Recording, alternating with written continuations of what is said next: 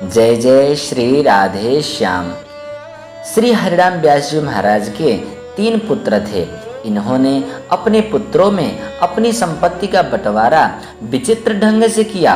एक हिस्से में तो इन्होंने अपने सेव्य श्री ठाकुर जी की सेवा पूजा को रखा और दूसरे हिस्से में धन द्रव्य आदि को और तीसरे हिस्से में श्याम माला अर्थात तुलसी की माला और तिलक को रखा।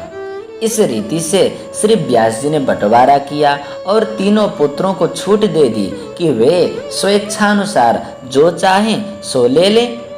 बंटवारे की इस अद्भुत ढंग को देखकर प्रथम तो पुत्रों को बड़ा सोच हुआ कि कौन क्या ले। फिर बाद में ज्येष्ठ पुत्र श्री रासदास जी ने संपत्ति को ले लिया, क्योंकि इन्हें ही समस्त व्यवहारिक कार्य करने पड़ते थे और व्यवहार में संपत्ति की आवश्यकता पड़ती रहती है।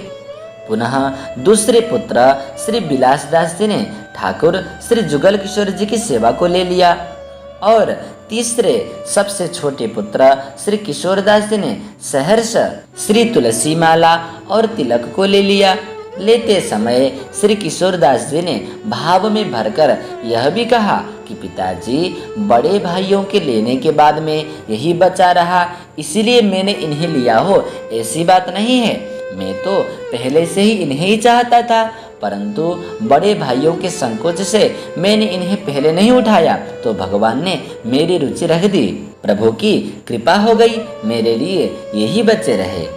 ऐसा सुनकर श्री व्यास जी महाराज बड़े प्रसन्न हुए और अपने पुत्र को हृदय से लगाकर बोले, बेटा, पिता की वास्तविक संपत्ति को तो तूने ही पाया है, मेरा धन तो यही था। फिर श्री व्यास जी महाराज ने अपने छोटे पुत्र श्री किशोरदास जी को स्वामी श्री हरिदास जी महाराज से दीक्षा दिलवाई।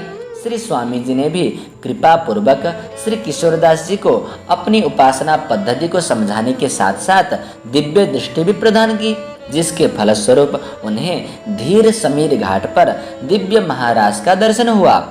उस महाराज के समय श्री किशोरदास जी ने एक पद की रचना की और उस पद का गायन किया। लाल लटकंता यौवन मंता खेलत रास अनंता, जमुना तीर भीर जुबतिन की मध्य राधिका कंता, एकन के करकंज कपोलनि परिरंभण देत हसंता, किशोरदास के स्वामी बिहारी बिहरत केलि करंता। इधर श्री स्वामी हरिदास जी महाराज और अपनी कुटिया में श्री हरिराम व्यास जी महाराज दोनों ही महानुभावों ने रास विलास के समय में श्री ललिता आदि सखियों को इस पद का गायन करते हुए सुना।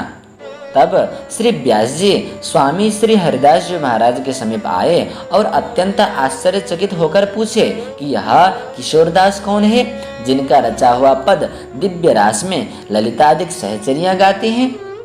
ऐसा सुनकर स्वामी श्री हरिदास जी महाराज हंस गए और बोले, वह कोई और नहीं, वह नूतन कवि आपका ही किशोर है। तब श्री व्यास जी महाराज समझ गए कि किशोरदास के ऊपर श्री स्वामी हरिदास जी महाराज की कृपा हो गई है। यद्यपि प्रभु का दर्शन और प्रभु की दिव्य लीलाओं का दर्शन अत्यंत दुर्लभ है, फिर भी स्वामी श्री हरिदास जी महाराज की कृपा से श्री किशोरदास जी महाराज को अत्यंत अल्प समय में ही उस महाराज का दर्शन प्राप्त हुआ। अर्थात जब शिष्य पर गुरुदेव प्रसन्न होते हैं, तब अत्यंत दुर्लभ वस्तु भी गुरुदेव सहजता से अपनी कृपा से ही शिष्य को प्रदान कर देते हैं। क्योंकि हम लोग अपने साधना के बल से भगवान को प्राप्त कर लेंगे, इसमें संदेह है, लेकिन गुरुजनों की, संतों की, भक्तजनों की कृपा हो गई तो भगवान की प्राप्ति सहजता से ही हो सकती है। इसलिए अपने मानव जीवन को सार्थक बनाने के लिए संतों का संग और संतों के द्वारा भगवान की शरणागति को अवश्य स्वीकार कर लेनी चाहिए। जय जय श्री राधे श्याम।